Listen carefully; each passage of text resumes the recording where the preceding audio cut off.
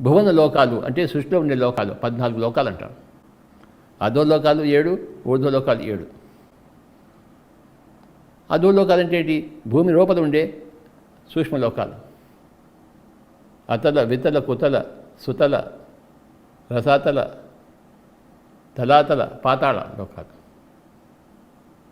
వీటన్నిటిని అధోలోకాలు అంటారు.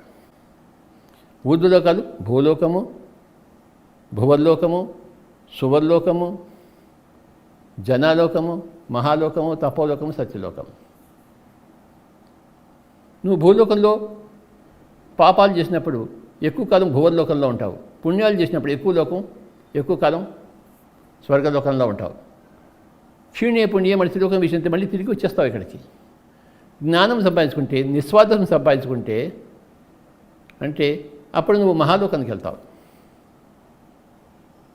నువ్వు తపస్సు చేస్తే తపోలోకానికి వెళ్తావు.